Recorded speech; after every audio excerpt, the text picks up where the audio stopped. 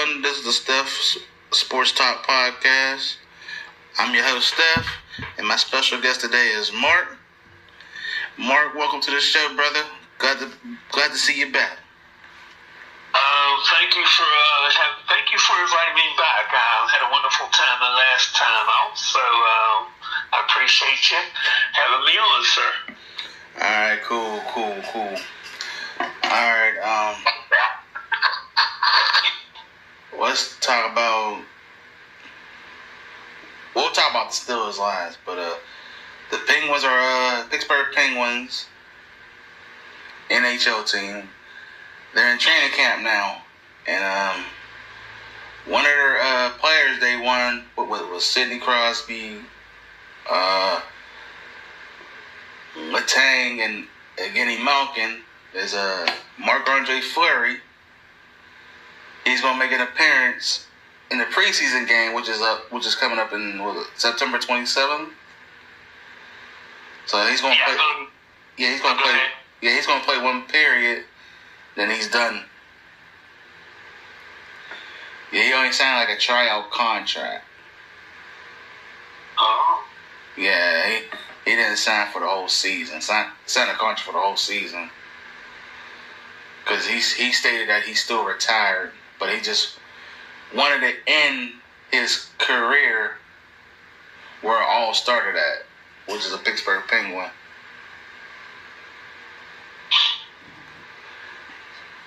So, yes, sir. Yeah, so what you I don't know if that's going to spark the Penguins of going back to the postseason, which is when they start, like April of 2026.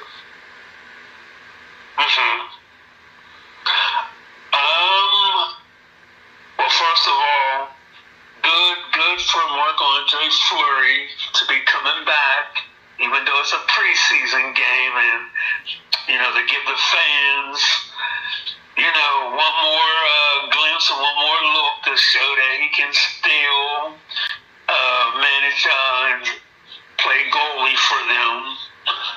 Yeah. Let's see, what else do I think for the Penguins? This is gonna be an interesting time for them because this is a rebuilding year for them, and I hope the fans understand that. Oh yeah. I remember Evgeny Malkin said this is his last season. From what I heard. Yeah, this is probably going to be it for Evgeny here. Now, he may go back over and Russian play maybe, but yeah, as far as the NHL, this is basically going to be the swan song. But I hope he also understands this is a rebuilding, and he's done his yeomanship work here on the ice for the Penguins, all that he could do. And he'll be recognized as one of the best to put on the black and gold in hockey. Yeah. Of course, to help win Stanley Cup championships. His scoring was awesome. And, but I look for him to sort of go out on a nice high note as well, too. Yeah, I don't even know who their damn coach is, man, to be honest with you. Oh, shucks. They did say what his name is, but I can tell you who he resembles. Somebody that we are in the ballpark with. But, you may have seen him, you may not have, because there's a lot of people walk through. But he resembles, they said, Pirates announcer Joe Block. His head is all like Joe's. Oh, okay. Yes. Okay. And, so he resembles Joe Block. Damn. Wow, that's crazy. I might try to get me a ticket to see Marc-Andre Fleury play one period, and that'll be it for him. He'll be done with hockey. Yeah, that's what I think, and I think, yeah, and I agree. I may also maybe I may see if I can get a ticket as well too to see if I can come down and see him. Maybe we can go and see him. And yeah, like I said, he wanted to, like you said, come back and start it where it all began. Yeah. And so, I mean, not that the fans have not forgotten about him, because they haven't forgotten about you, but they loved you wearing black and gold. And yes, and help winning those cups, and he liked it here too. I mean, I wish things would have obviously, worked out. Yeah, but he wants to come back and do it one more time, and what a way to sort of honor him, let him go out there and play a period in the preseason. Yeah, what I was about to say. I know they got Tristan Jari. I don't even know the role players at all. And I know it hasn't been the same since Mario sold the team to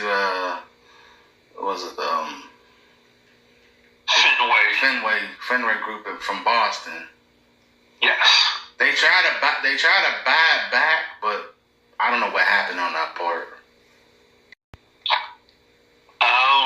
The last thing that I heard was, I mean, they were in the mix for it, but then again, I heard that, I think there was another group, I think, of owners that are trying to buy them as well, too. I can't think of the name off my hand, but yeah, it would have been nice if Mario and his guys would have been able to get them back. So, I mean, just as I said, get it going like where it started, and yeah, the fans would have been real happy with it. Yes. Oh yeah. All right. Well, switch over to the Pitt Panthers. They was off to a 2-0 start. They thrashed Duquesne, and they somewhat thrashed Central Michigan. So those are two tune-up games for them. When they played West Virginia, the back row brawl, that was a different story. Players just cramping up. And they could have won that game, but there was a lot of plays they left on the field. And when that game went into overtime, I said, yeah, this is over. Defense couldn't stop a nosebleed. And they beat them with 3 quarterbacks. West Virginia beat Pitt with 3 different quarterbacks.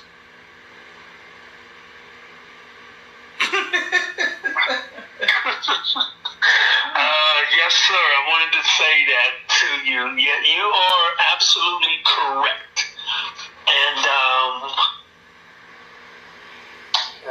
West Virginia is trying to find themselves because they have obviously their whole roster has turned over. They brought in 80 new players. Yeah.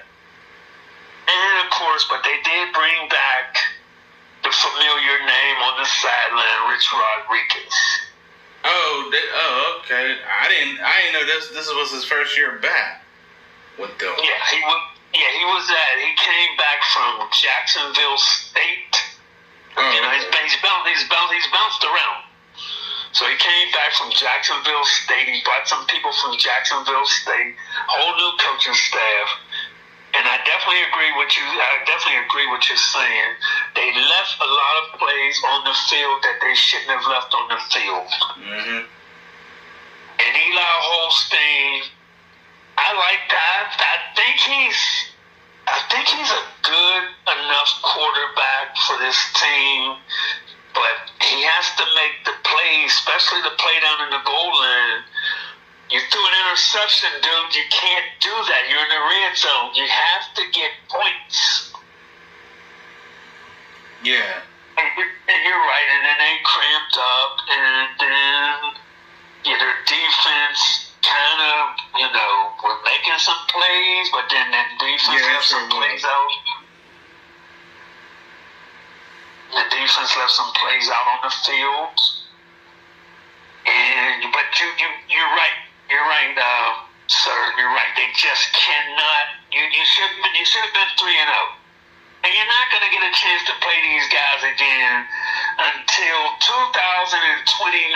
So you have to live with that for the next 1,000-something days. Oh. So this is the last time they playing them until 2029? Yeah, they just signed a deal, I believe.